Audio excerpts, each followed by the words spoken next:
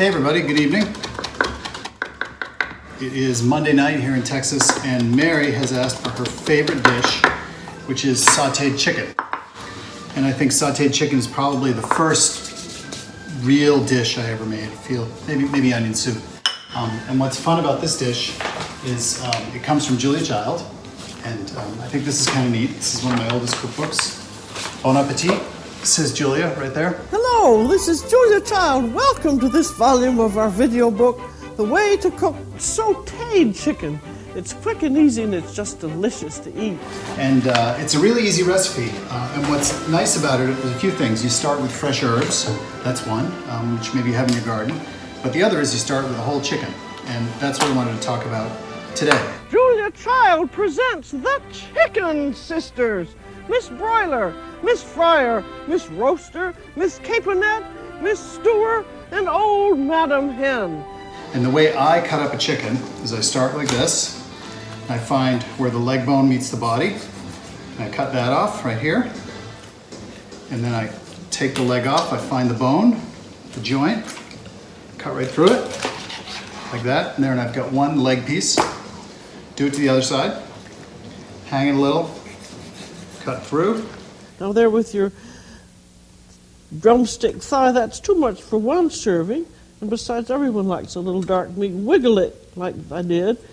And then that shows you where to cut through. So there's your leg thigh already. Next, let's get the wings out. They're pretty easy to cut off. One. Crunch. There it goes. That's why we use the big knife. One, and then the second wing here also comes right off. Maybe this one will do a little better and find the joint. I can see the joint. Here it is. Now here's your wing. That would be messy sauteed that way. Turn it akimbo. Next we have the spine, so we've got to get the spine out without cutting my thumb off, which would be exciting. So you cut right down the spine on one side, like this. And then you cut right down the spine on the other side, like this.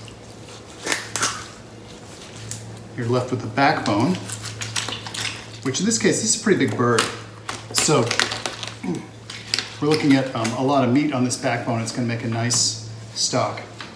And then that leaves us with the chicken breast. And this is a roasting bird. This thing is huge. But we're spotlighting Miss Roaster of the Year. And there's a couple different ways to do this. One way is with a boning knife or a knife like this to cut out the sternum like this, and then to work at it a little bit. When I was a kid, I used to watch Milton Huberger do this at Mr. Meat in Mattapoisett. And you pop that sternum out. Oh, this one's not gonna pop, but, and then you cut down the side just like it's a Thanksgiving turkey. You cut down the side of each breast like this. These things really are pretty big. There you go. And you get one chicken breast with some bone on it. And then same thing on the other side. You just carve it right off that keel bone down the middle. And you end up with some chicken breast. You might crunch through it. There you go. You have all of this rib cage here with very little meat on it. And what I like to do is cut that off.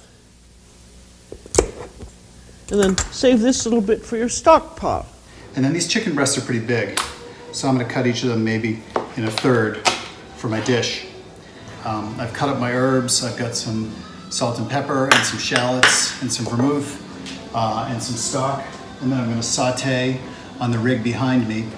I'm gonna saute it pretty hard and then put in some broth and let it cook covered and then finish it with the herbs. The whole thing takes like 15 minutes from start to finish. I'll post the recipe. And we want 2 tablespoons of butter. This is unsalted butter. I think that's the best kind to use because you control the salt. And then I'm going to use 1 tablespoon of oil. That's either olive oil or peanut oil that I use. And the reason for the oil is that it fortifies the butter so it doesn't burn so quickly. And while that's heating up, dry your chicken pieces. And this is very important.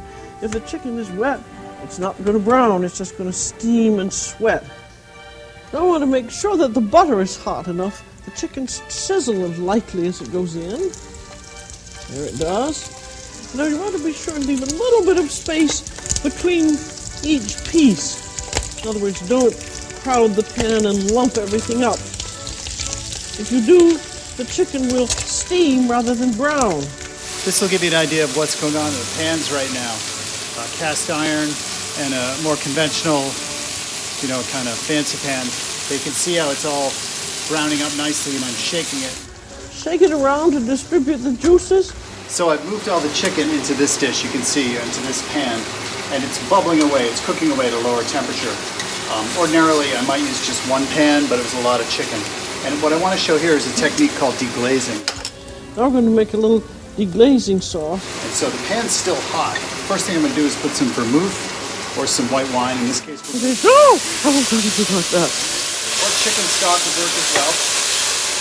And then with a spoon, you scrape off the bits that are left. Princess, you got to have developed what the French call je m'en foutisme, or I shall overcome. And a little bit of white wine. I always use dry white vermouth because it doesn't go off. And just let that boil hard for a minute or two until it's syrupy. And then you grab your chicken stock here and you pour it in. And that will get all the tasty bits off the bottom of the pan. And then as soon as you get that going, you toss in a little of the shallot and you cook the shallot down. Now this is reduced and thickened lightly, and it's just full of good chicken flavor.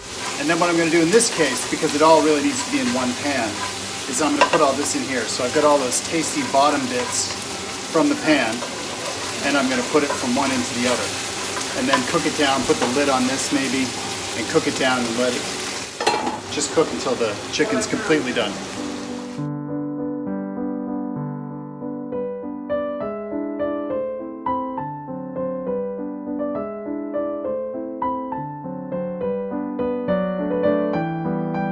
You know, we speak of a covey of quail and a gaggle of geese and a pride of lions. Well, this is known as a peep of chickens. That's their official name when they're in group, as they are.